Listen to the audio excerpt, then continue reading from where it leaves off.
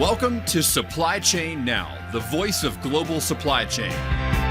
Supply Chain Now focuses on the best in the business for our worldwide audience, the people, the technologies, the best practices, and today's critical issues, the challenges and opportunities. Stay tuned to hear from those making global business happen right here on Supply Chain Now.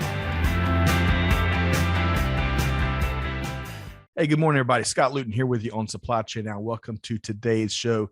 Hey, we've got an excellent conversation teed up today as we're going to be talking with a trailblazing leader, both in the academic field as well as the toy industry. So stay tuned as we have quite an inspirational and intriguing conversation in store here today. So with that said, we're going to get down to business. We don't waste any time here at Supply Chain Now. Y'all should know that by now. With that said, let's introduce our featured guests here today. Our guest has made a variety of firsts in history, including as the first African-American to receive a doctorate in logistics from the Ohio State University. Her research has been published in a wide variety of channels, magazines, across media. Our featured guest is a pioneering entrepreneur in the toy industry, where she's built a wildly successful company that makes it a priority to represent and include a wide variety of ethnicities. You can find our guest interviews in big-time publications from Essence Magazine to MSNBC and TV One. Please join me in welcoming Dr. Lisa Williams, CEO of World of EPI. Dr. Lisa, how you doing? I am great, Scott. How are you? We're doing wonderful. I've really enjoyed our pre-show conversation, as it were, and I'm really excited about sharing your journey and your expertise and your experiences with our global ecosystem here at Supply Chain Now. So am I. Super excited. All right. You know, there's so much we could talk about. Just if we stuck to supply chain, you and I could probably, I think you could offer a master class on many things. But we're going to talk about supply chain. We're going to talk about some of your firsts you accomplished. We're going to talk about your company, which is by and large changing the game. Are you buckled up and ready to go? I am. Yes. Okay. All right. So let's get started. So you're right where you are right now is in beautiful, sunny San Diego, California, which I'm very jealous of. It's nice here in the Metro Atlanta area, but it's temperatures have gotten a little bit more frigid here lately. But hey, that's okay. I guess it's better than an 80-degree holiday season, right? Right. And you know what I have to tell you, Atlanta is one of my favorite cities. So I love Atlanta. We do too. It's a joy to live here. We're on the fringe of the Metro Atlanta area, but studios in town, and it is an absolute joy and pleasure to do business with a home base operations in a city like Atlanta. All right, but so now you're in San Diego now, but that's not where you grew up. So tell us, Dr. Lisa, where did you grow up, and give us the goods on your upbringing a little bit. I grew up in Toledo, Ohio. So as we were talking earlier, Holy Toledo, that's my hometown. That's where I grew up. I had a great upbringing of my mom, dad, and my little baby sister. That's 2 years under me. And we grew up with our cousins. It was very family oriented. We spent Saturdays bowling and doing all those really cool Midwestern things. So a wonderful childhood. Okay, I got to ask you, who would win the bowling competitions? You or come on, Scott?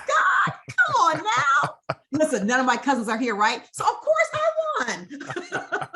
I love it. I love that. Bowling, we've got that in common. I was a part of the Luton foursome back in the day with my brother and my two cousins.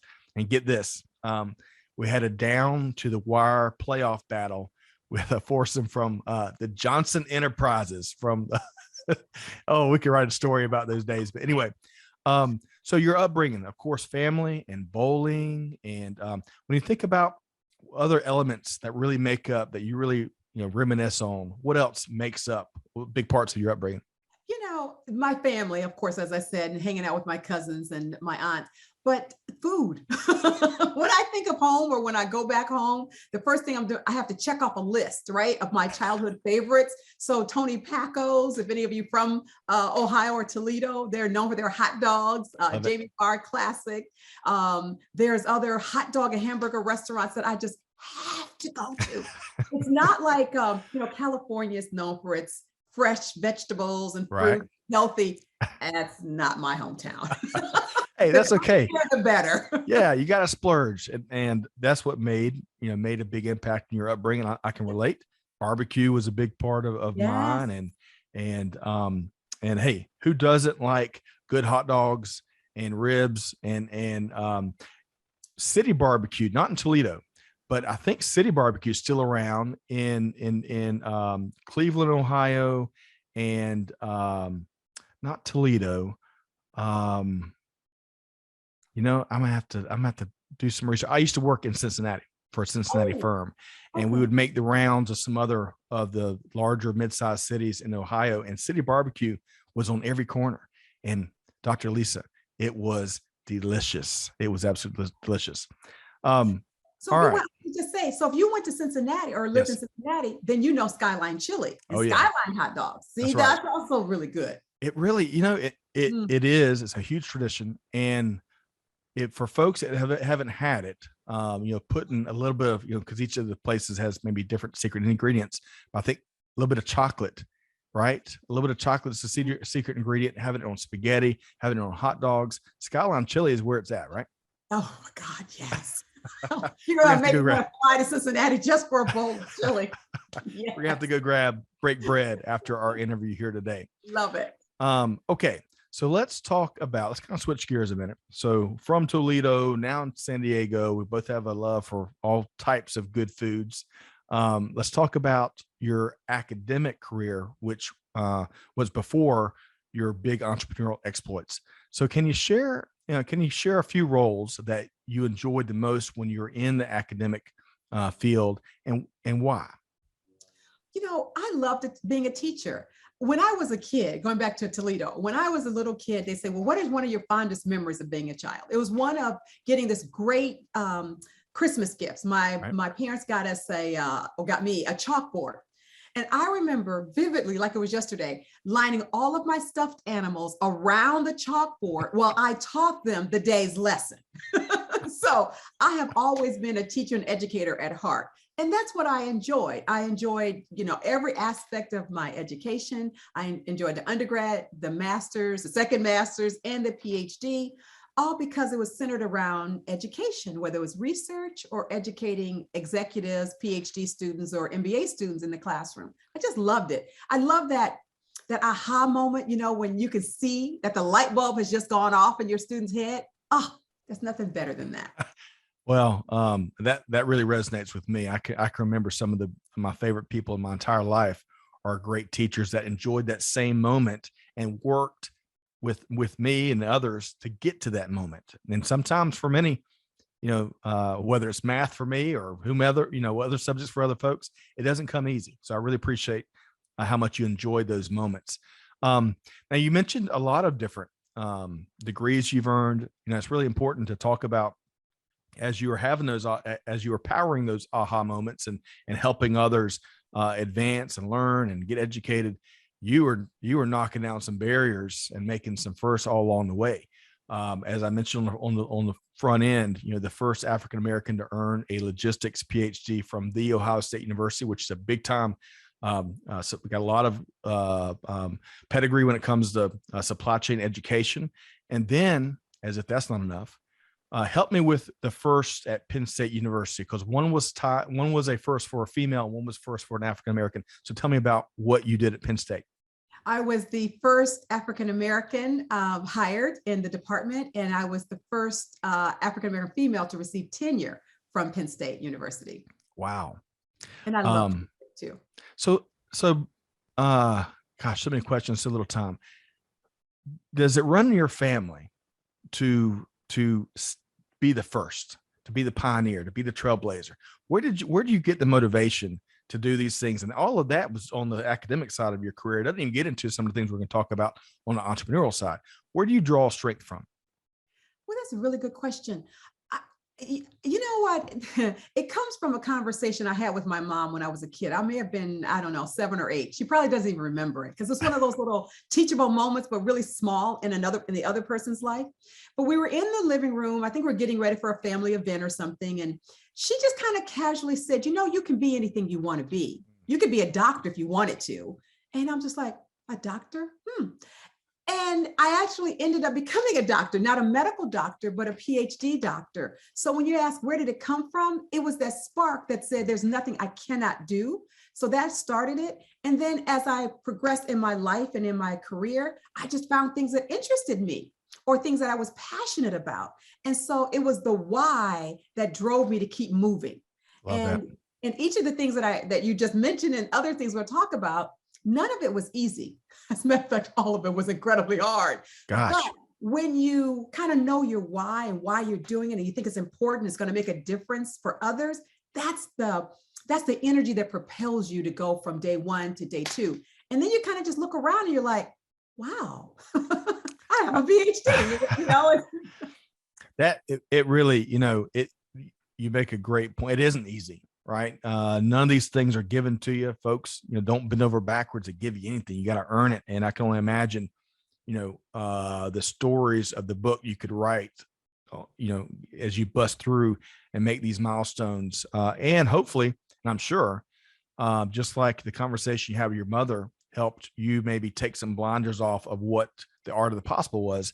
You and what you're doing are doing that for all these other folks that want to be the next Dr. Lisa Williams. And that's so important.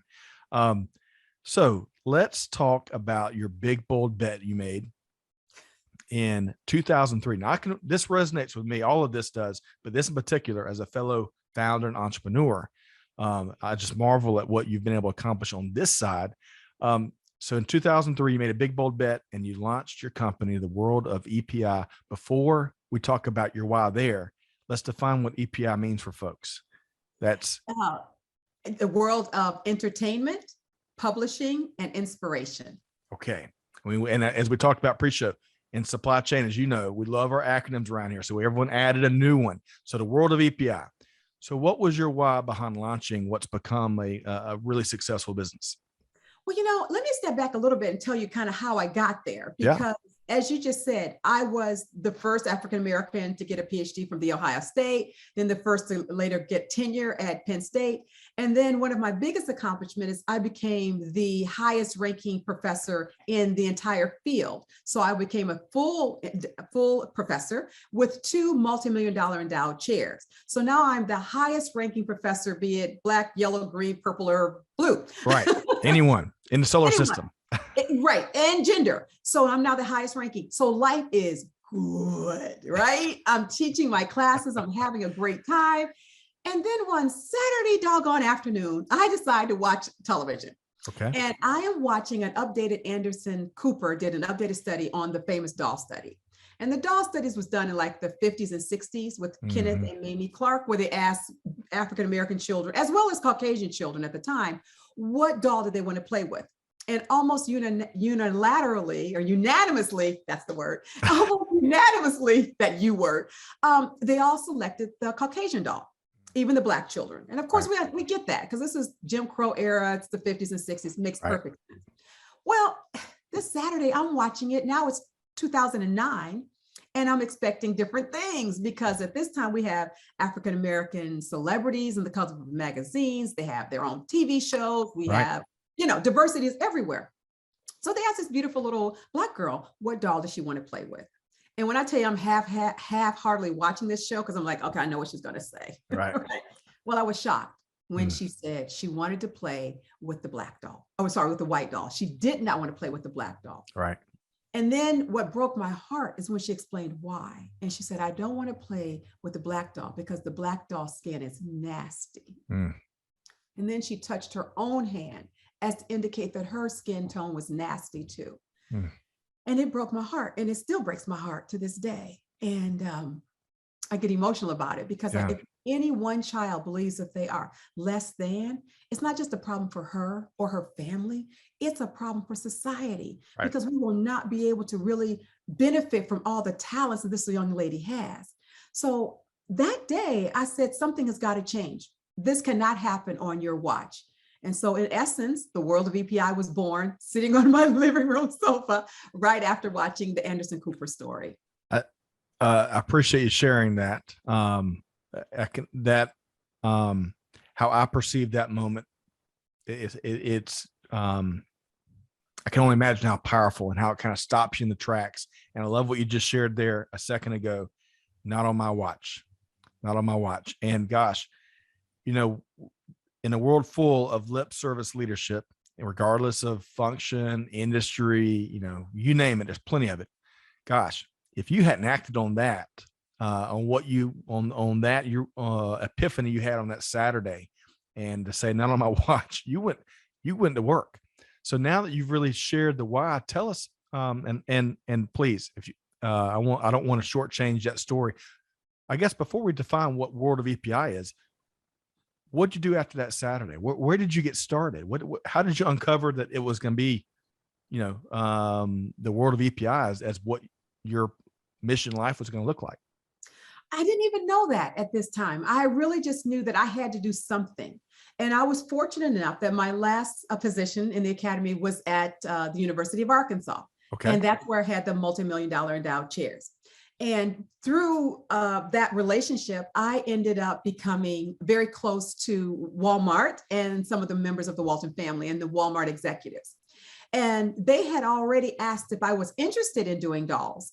And I had said, no. Yeah. See, when I first came there, well, let me back up even further, because talk about how life will put you on a trajectory or a path that you have no plans on walking. Right. So I'm a professor, like I said, very happy, doing great things as a professor. And I wrote a book. And in writing a book, I interviewed several executives in the supply chain area, because the book it was a supply chain leadership book. Right. And I had the opportunity to meet with Lee Scott, who at the time was the president of Walmart. Okay. And Lee and I bonded because he has an undergraduate degree in supply chain management. Okay. So we would have great conversations, and I end up centering some of the book around him. So when the book came out, they asked Walmart if they could sell the book at their stores. And I'm like, oh, wow. Yeah, you can. How quickly can I say yes, right? Excuse me. So they had the book in their store. Excuse me. Yeah, please. It's that time of season. I'm telling you, Dr. Lisa, it is just. Yeah. Excuse me. You're right. I apologize to your all viewers. good. Yeah. So they said, yes, can we have the book in our, and I said, yes, you can absolutely have the book in the store. And the book did well. And then we started writing a line of children's books because I wanted to empower and uplift children. And was this, so the line of children's books, so the first book that went into Walmart stores was focused on supply chain. And then that led to a series of children's books, which were about what? About children's issues, right? Little things like a little girl can't find her favorite stuffed animal, someone else going to the zoo and having an experience there, someone having to take a bath and not wanting to, just basic children issues. Right. But they were well received, and all the books were completely multicultural. So we had Asian, Caucasian, Latina, African-American, everyone was represented in the books, and the books did very well. So that's when Walmart came back and said, we think you kind of know about dolls. Would you like to do a line of dolls for us? And I said, oh, no. Really? Thank you, but no, thank you. I knew nothing about making dolls. In my childhood, my sister played with dolls a lot. I did not. I read a lot, but I wasn't really one who played with a lot of dolls. So I didn't have any background to call upon. So I said, no, thank you. I'll pass on this one. And then I watched that interview with that little girl. It changed my life. And so then I called back and I said, I will do it. After turning them down 3 times, wow. I said, I will do it. And so I embarked on this journey of creating a line of multicultural dolls that represents the beauty in all children. Love that. And love the purpose behind it, because if we've heard, I'm not sure, we're around 1,000 episodes here at Supply Chain Now with a wide variety of guests, and one of the many common themes we've heard from many guests is that see it and be it, which is along the lines of what you shared around that epiphany you had on that Saturday. And I can only imagine. Well, I want to learn from you, so I'll save that question. So you turn them down 3 times. And then on the 4th, you said, "Hey, let's get started." So how did you get it? We'll define all that World of EPI is involved in now. But I'm curious, how did you go about doing your homework and kind of figuring out how one opens a business, how one goes about making toys and dolls and making a business out of it. How did you do that? Well, I didn't know anything about, I mean, I can't stress how I knew nothing about this. I knew nothing. But what I did know, unfortunately, is that there were no factories here in the United States that made vinyl dolls. And that, by the way, I didn't even know they were made from vinyl. Just to let you know, I knew nothing. But as I found out, I'm like, well, there are no factories here. So me, I'm a researcher as a former professor. So I researched factories and I picked out a few that I thought could probably express my vision. And then I contacted them.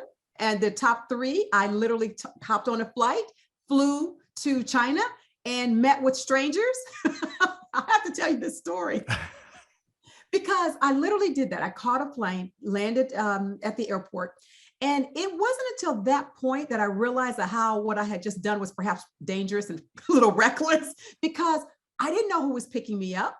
And I'm by myself. I don't speak the language. I can't tell someone to come pick me up on the corner of, 7th and 30th. I'm in another country. Right. These men picked me up. They put me in a van, a van that, at least in San Diego, probably would not pass standards in the US. And they're driving, and I kid you not, 90 miles per hour. Wow. Whizzing around these cliffs. And by the way, there are no barriers on the cliff. And I'm just holding their white knuckle to the seat like, oh my God, oh my God, oh my God. It's almost like, Lord, if you get me out of this one, I promise. I owe you one, or maybe 100. I don't know. Exactly, because I was so, at that time, the reality of what I had embarked upon hit me. But I was so driven to make sure that that little girl that I've never met had a doll that looked like her. So I get to the factory and they were very nice. And they start, though, trying to convince me of why I should not try to do anything unique or different. That just, the most expensive thing about doing a doll is the sculpt. It's the face. And they were like, we have tons of faces in this room. Just pick one that you like. Do that. Don't create from scratch. It's too expensive.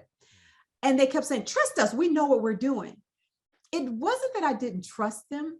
It's just that I knew in my heart, again, without any experience, I knew enough to know that it had to be real. It had to be authentic. And it had to be something that children and adults alike, their parents, could relate to.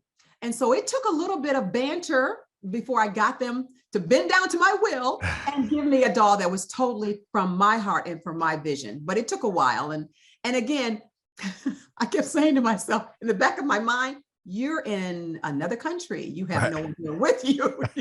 And you're arguing with these men. But so did you have to meet multiple suppliers before you found one that would embrace your vision and act on it? Yes, I did. And you weren't going to give in until they could deliver, they could see it and make it happen. And I love that. I love that. What's the right word? It's not, this is what I want. This is my vision. This is what we're going to do.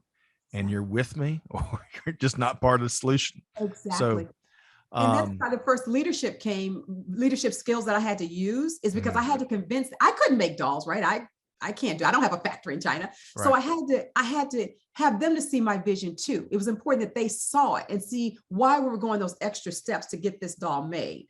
So I had to rally them and in a way, like I said, inspire them to this worthwhile vision, this worthwhile cause of changing children's lives. And thank goodness one factory bought into that vision. No kidding, because it really has grown into. You tell us what has the doll lineup grown into, and I'm not sure. I'm not up. You're talking about some things you weren't sure about. I'm not up to speed on my doll and my toy terminology, so bear with me. So, what did the doll line grow into, and then if you would also touch on where the company has grown into, because it's more than just dolls, I believe, right? Oh yes, it's a marvel to me. But yeah, we started with 2 dolls originally, and now we've gone into, so many hundreds of SKUs, and we've gone into different collections. So we started out with Positively Perfect, There were two SKUs. Initially two SKUs there. I can't even count the number of SKUs, but there's now so many. So we have 7 different collections of dolls where we started off with one. Wow. And we are now moving into licensing other companies' products. So we are creating dolls for other entertainment companies, which we're absolutely thrilled about. Okay. So talk to me about some of the, I bet you hear from all corners of the world in terms of how important and meaningful your products have been, since you launched the company. So before we move into maybe dispelling some assumptions around the toy industry, what have you heard back from the market around all your good work? Oh my gosh. I think the thing that really strikes my heart the most is when I see a little girl or boy, we do boy dolls also, say that this doll looks just like me. That means the world to me. Or when a parent writes me and says, my daughter will not allow us to leave the house without her positively perfect doll. Or when I hear that schools make exceptions. There was one little girl that had her doll that she wanted to take it to school every day. And the school's like, we're sorry, sweetie, but you can't have dolls or any toys in school. Well, she was as persuasive as any adult I know of because she got the school to change their policy. So she was allowed to bring her fresh doll to school with her. So those things really touch my heart. And even when I hear adults, I did an event once and literally parents came to me crying. I mean, tears, crying. Wow.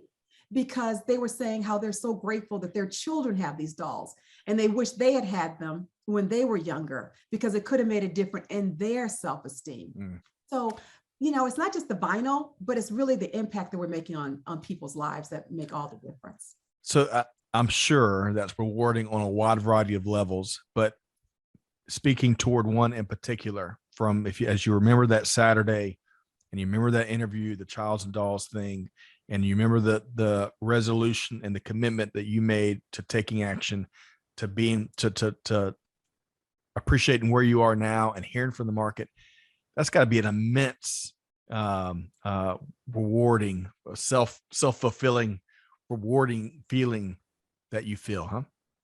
I do.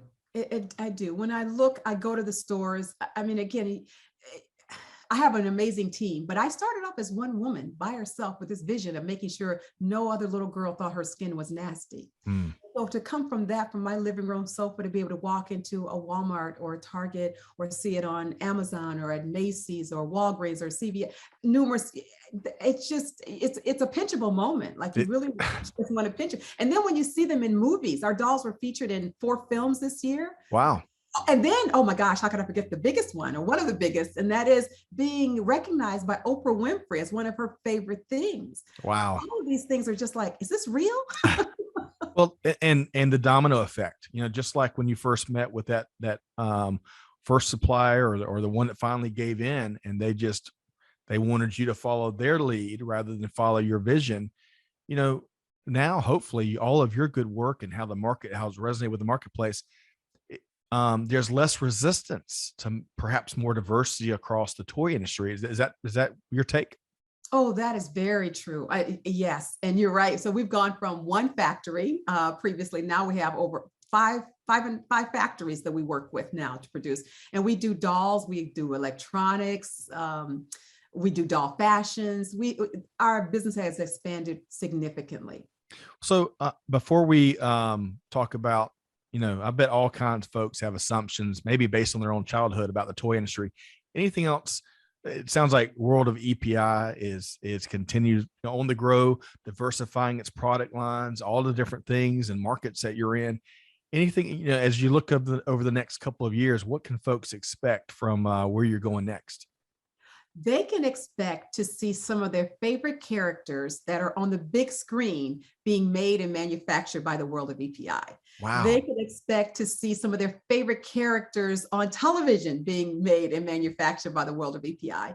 And they can expect to continue to see the current fresh, positively perfect doll line expand. We're doing more collections, more dolls, more doll type, more doll sizes, more representation. So my idea is that we create a sacred space for children, for all children. So when they wake in the morning, they are surrounded by images that look like them, from their bedspread to their shower curtain, to their toothpaste, to their dolls, to their backpacks. I really want to create that sacred space, that sacred environment for them. And that's what you're going to continue to see from the world of EPI.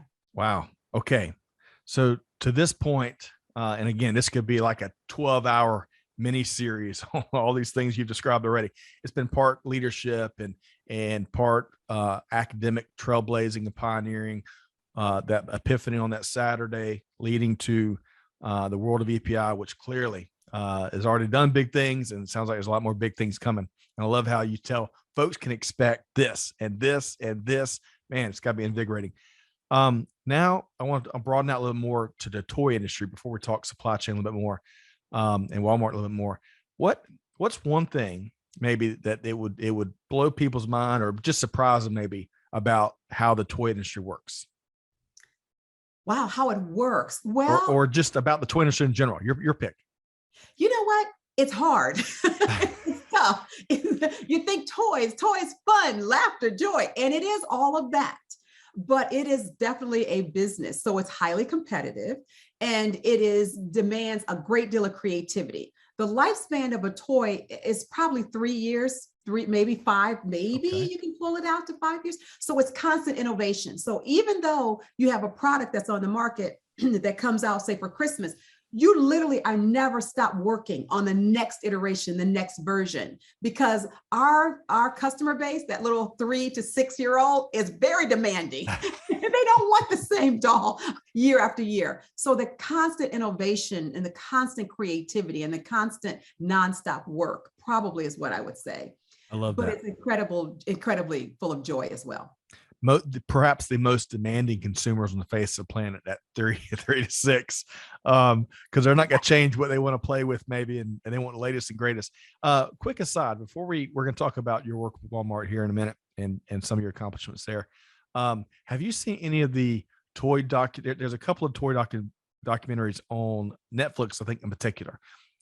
And one talks about the Star Wars toy market and kind of how, the movie kept getting delayed, and they were kind of in limbo with the toy manufacturing, and they didn't know it was going to be the hit it was going to be. So that was kind of factored into the investment. It is fascinating how, even as you've described this far, the entertainment industry, like movie, TV, and that one, how closely that's tied to the toys we find, on shelves and then getting sold from shelves. Any comments around that? Or have you seen the documentaries? I have not seen them. I'll be honest, I have not seen them. Actually, I will be in a few of those documentaries upcoming, but I have not seen them yet. But what I will say, we talk about that, it's kind of like when you look at your favorite television show, the primary purpose of your favorite television show is to have ad space for the commercials that come along. And that's kind of similar to the entertainment industry. I mean, the idea is to create really good content so that people will want to have a part of that content come home with them, which includes, in our case, having toys. So I didn't realize not only how connected they are, but sometimes how much input we actually get into some of the content. It's really fascinating. And let's talk about, so Walmart, you mentioned, I love how that factors into and there are multiple requests, and eventually, because as you put it, I think life, you find yourself in the right spot at the right time to really fulfill ultimately what your legacy is meant to be.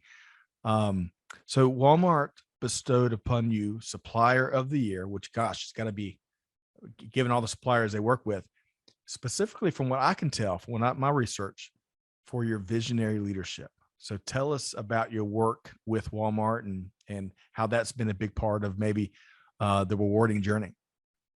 Yes, I mean, I can't say enough wonderful things about Walmart. As I said, it was the Walmart family and the Walmart company that brought me to the University of Arkansas as that full endowed professor many, many moons ago.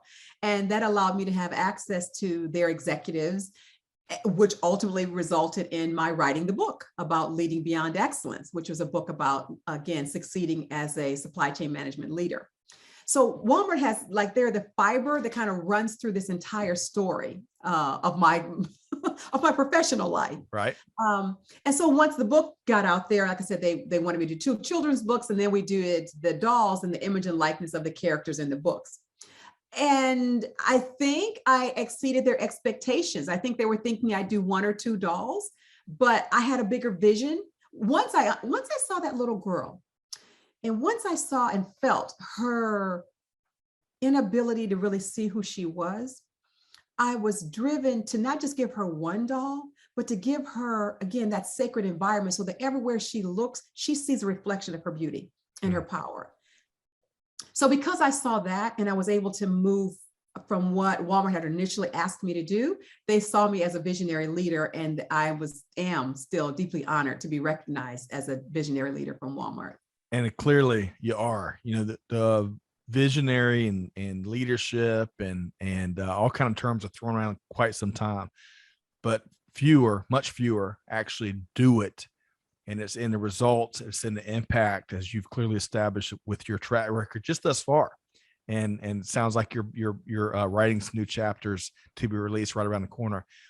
So before we talk supply chain, I can't wait to supply chain nerd out with Dr. Lisa here. So when you look back at 2021 and the uniquely challenging, uniquely innovative, just a transformational year that it was, what's one eureka moment that stands out? I want to answer that. I want to go back. Something you said just really sparked an idea that I wanted to share with you. Sure. When you were talking about, starting the visionary leadership, and it's clearly that you are, and thank you for that. I appreciate that. Really, there's things that you cannot do. When something either taps into your heart or inspires you on a level, you may actually say, I'm not going to do it.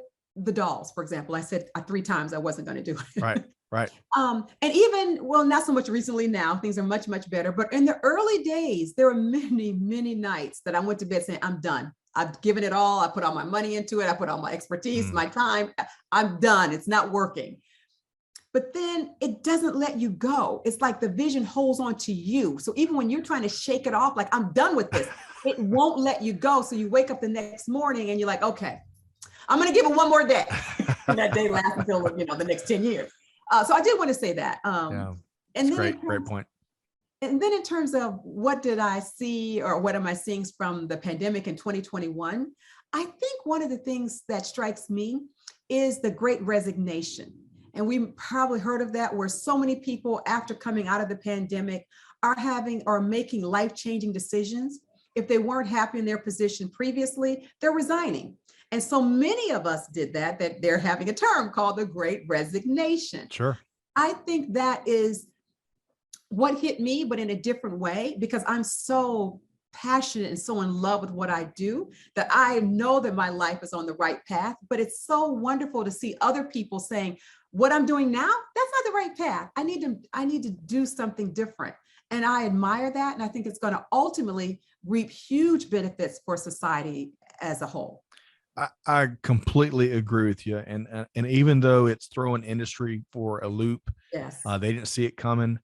Still, for all those individuals that have, and I'm generalizing, of course, but you and I both have probably sat down with folks that have made these decisions and are part of the movement. And they sit down and really look at their life and look at what makes them happy and look what they're tired of putting up with, and they establish new priorities. And in so many cases, as we've seen, it doesn't mean that it's that traditional whatever job they've been working. And industry will, it will evolve, and it will, as just like it has with work from home. Imagine, Dr. Lisa, we had one panel, and this is good as we kind of break into supply chain. We had a panel of supply chain leaders. I don't know, it's been a year or so ago now, and we got to a point in this conversation, and it was from a variety of sectors. And this one executive from a big hardware company mentioned this small little thing that their management team, it was being requested by their employees from the management team pre-pandemic. It was something related to approving expenses and just making their employees' life a little bit easier to get reimbursed for things. And they refused to do it for, as she said, some kind of nonsensical reason. And then they get into the pandemic where folks are working from home and those kind of things they had, you can't submit hard copy receipts because not in offices. So it's something they did instantly.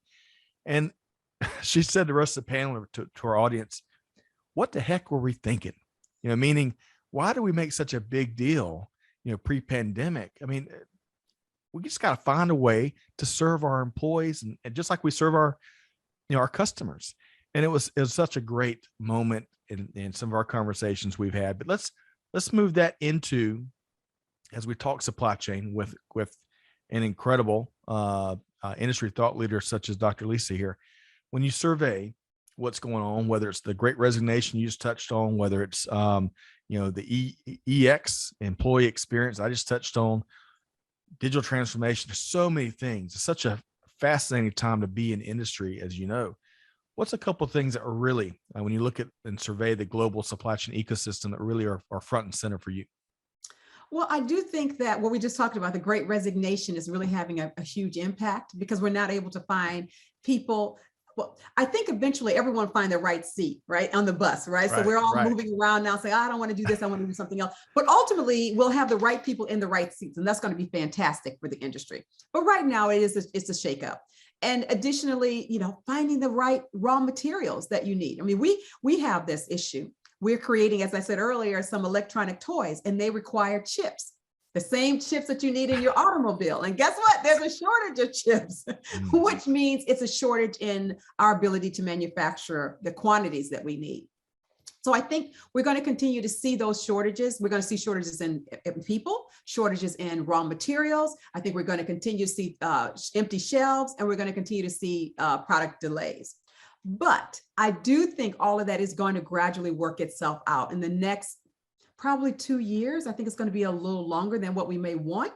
Some industries may be faster than others, and some may be slower. I think in the beverage industry, for example, it could be as late as 2025 or 2026 before we start seeing our shelves fully stocked with our favorite sodas.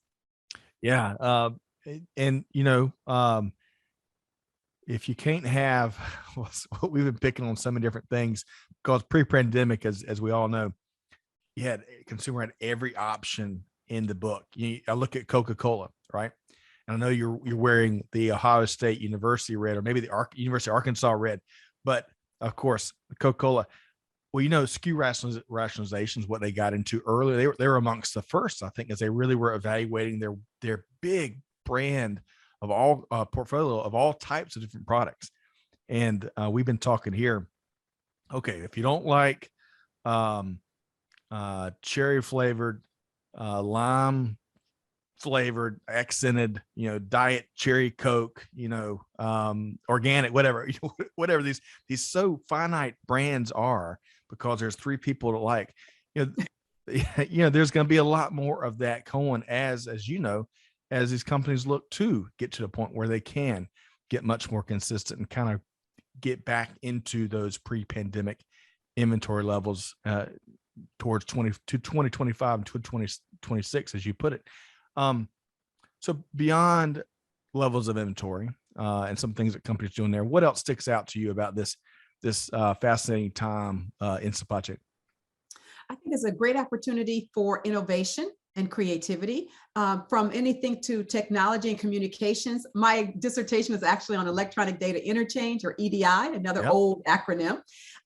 So that was technology. It was the greatest back in the day, but I think there's going to be more opportunities for improvement in technology and creativity.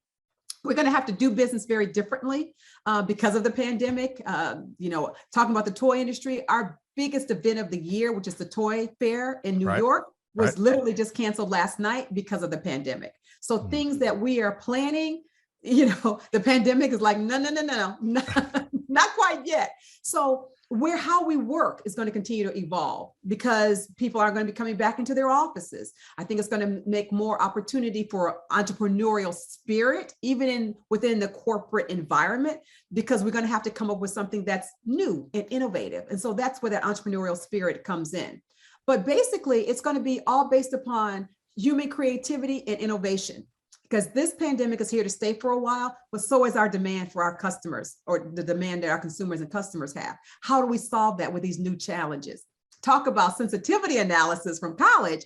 That's what we're facing now. And I think the innovation, number one, creativity and technology and better ways of communicating, because the earlier you have information, the better decisions you can make. Absolutely. I love that. And I love also how you touch on it's powered by humanity. It's powered by humans, right? Global Absolutely. supply chains, despite all the digital transformation, all the great technology and everything we have at our fingertips these days, still it's powered by the folks that make these decisions you're referencing. And we got to find a way of getting more information, right information at the right time, so we can make smarter and quick decisions to react more faster and faster, and to not just react, but to get out ahead, right? Predict and all the different types of predictive analytics that that leaders are embracing these days. It's really fascinating. And it's really great, Scott. What you just said is amazing, because it talks about the evolution and the strength of our industry. I mean, we moved to just in time from holding inventory for everything because it was more efficient. It saved money and it saved cost. Right. Well, now the just in time with the pandemic is causing us headaches because we don't have all the materials that we need to make final products. So what's going to happen? We, the humans, the innovations are going to come up with a different way, perhaps as a hybrid, but some way of making sure we have the product we need that's not clogging up our warehouses, so that we can actually deliver to our customers. That's right. That's right. All right. So we're going to have to, we saw a snippet or two of a master class by Dr. Lisa in supply chain. We'll have to have you back. So we had the full class. So many things that folks can learn, I think, from your journey through all of its various chapters. And that's where I want to go with this next, one of our final questions here. You know, we get asked quite a bit. I bet you get asked quite a bit from folks that are, getting through high school and getting through college and the earliest parts of their careers. And they want to know, how can they break into supply chain and then move up the chain of command into C-suites like you, Dr. Lisa. If you had a room full of young folks that and had their captive attention, one of those rare things, it's like a lottery ticket, right? What would be some advice you would offer that room full of young folks? Oh, wow, that's a great question, Scott. Number one, do indeed get the information or the education you need. And that can be gathered from a wide variety of ways. It can be just pure experience. It can be going to a great university like Penn State or Ohio State that I did, but get the experience and get the knowledge. And then what I found for me that's so important is self-appreciation and believing in yourself. When I transitioned from being a professor to being a doll entrepreneur, one of the first things that I realized is that I didn't have the self-confidence because I didn't know anything. I'm looking at the big companies, I'm working with Walmarts of the world. I'm looking at my competitors, all these major companies. And I'm like, what the heck are you doing in this big river on a little bitty boat? You're out of your league, young lady. But I just kept believing. And again, that why, that little girl, that's my why. So I kept swimming in very deep waters. That's what I would say.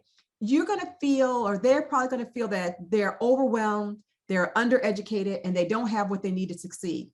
All that's false. What they have is a newness, a unique perspective. And as long as they keep that drive, that fire in their belly, that fire in their heart, that will keep them moving day to day, they will end in the C-suites, no doubt about it. Because we are looking for that talent. We're looking for that innovation. But we have to believe in ourselves. Usually we take ourselves out of the game because we say, I don't have enough. I don't know enough. I don't know who I need to know. Walmart Supplier of the Year, would I go back to that? How I would have never envisioned that. There are major toy companies that have and have not received Supplier of the Year, but I didn't take myself out of the game. So always stay in the game, always believe in yourself, and keep moving. Keep moving, don't stop. I love that. Two final thoughts before we make sure folks know how to connect with Dr. Lisa Williams, CEO of World of EPI. What would your advice be? As you mentioned on the first half of the interview, you were at the height of your academic career. Life was good, all right, and then you had that Saturday moment that clearly impacted the rest of your career and your life and your calling. Would you advise folks, to to find, they got to find their purpose too. I think before you find your purpose, and I am very thankful that I have found mine in life. It's just maybe the human nature that you check in and check out. You do the work, you're getting paid for whatever it is, and you pays the bills, and you're kind of going through life, and you may not have just stumbled on your purpose yet. And sometimes finding that purpose means stepping out of your comfort zone and finding new experiences. But speak to that for a second, because clearly from that one Saturday, it had such a big impact. How would you talk about finding your purpose with folks? That's a great question too, Scott. And you're right. We are so incredibly blessed and fortunate to know what our purpose is, because some people don't. But your purpose may change a little bit, or may take a different perspective. So my purpose was always to be an educator. I wanted to educate, like I said, even my stuffed animals with my Christmas chalkboard. I was educating them. And then I started educating humans in school. And so when I was doing that, I was loving it. That was my purpose: education, empowering students, adults, PhD students, executives. That I was all in for that.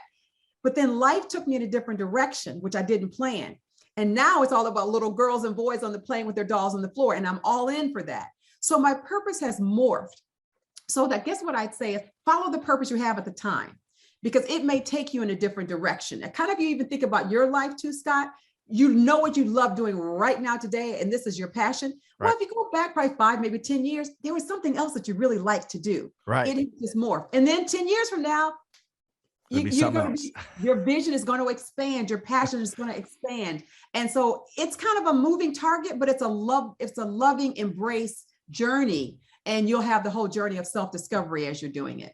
Love that. And that leads me, that's a great segue to my final question for you is, part of your story here today was finding those partners that are willing to embrace your passion, embrace your vision. And whether that was the first supplier in China that finally gave in, or whether that was Walmart that saw it and presented a great partnership that seemingly, it seemed like the relationship y'all had was really deep.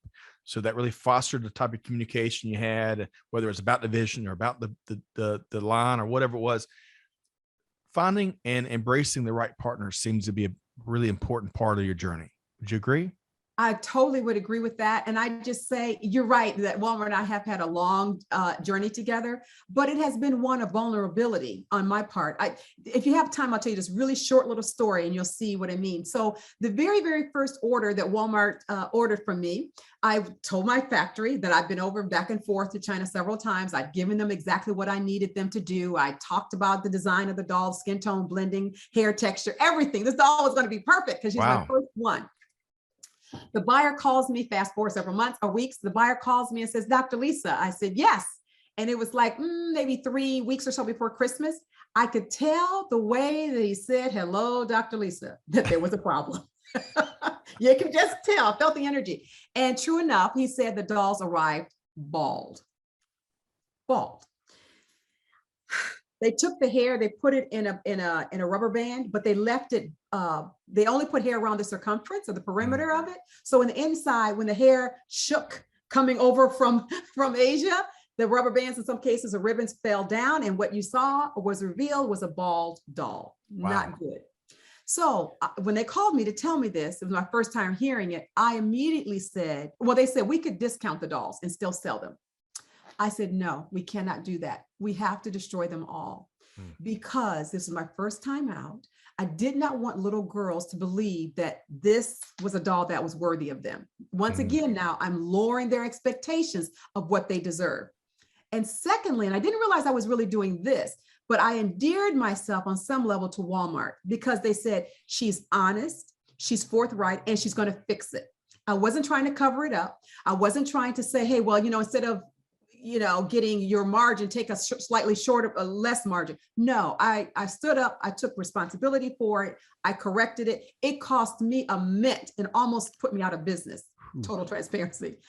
But it showed Walmart a little bit who my leadership style was. So that vulnerability and authenticity has helped to endure the relationship. And I say that because sometimes people who are starting in business, they look at these huge suppliers like your Walmarts, your Targets, whomever, and they say, oh, they got more money. They can afford this loss or that loss, or I can overcharge it. Yeah, you can. You can. That's certainly an option. But if you're really trying to develop a relationship more than purely based on transaction, if you really want a partnership, then you have to be a partner. And that it requires being honest, and also in some cases vulnerable, and always looking for the best thing for your partner, also not just the best thing for you. Very well said. I really appreciate it. I'm glad we asked just a couple additional questions before we connect you with our listeners.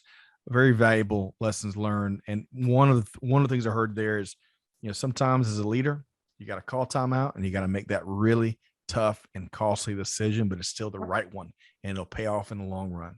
Yes. So thank you so much for sharing and being transparent throughout all the journeys.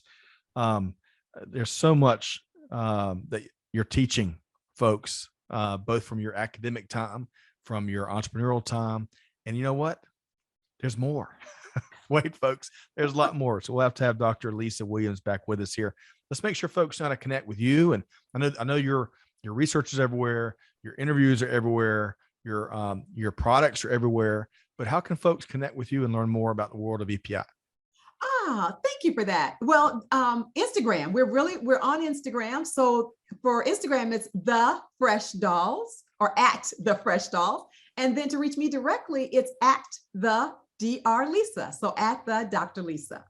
Wonderful. It's just that easy. Well, Dr. Lisa, really admire all that you've done. And I think as busy as you are, to take, the last hour or so and spend some time with us and share your journey and your learnings, your accomplishments, and a lot more with our global audience. We're very grateful for that. So big thanks to Dr. Lisa Williams, CEO of World of EPI. Scott, it's been a pleasure, an absolute joy. Thank you for having me. You bet. We'll have to have you back again really soon. Listeners, hopefully you've enjoyed this. I told y'all this hour is going to be inspirational and intriguing. And that just scratches the surface of just an hour with Dr. Lisa. If you'd like conversations like this, be sure to find us at supplychainnow.com. Find us wherever you get your podcast from. Click to subscribe so you don't miss conversations just like this one. But hey, if you hear anything here today, beyond, I'm not sure about you. I've got about 17 pages of notes from Dr. Lisa's journey. But hey, Scott Luton signing off for our team here, challenging you to do good, give forward, be the change, be just like Dr. Lisa, and the world will be a better place. And we'll see you next time right back here on Supply Chain Now. Thanks, everybody. Thanks for being a part of our Supply Chain Now community. Check out all of our programming at supplychainnow.com and make sure you subscribe to Supply Chain Now anywhere you listen to podcasts. And follow us on Facebook, LinkedIn, Twitter, and Instagram. See you next time on Supply Chain Now.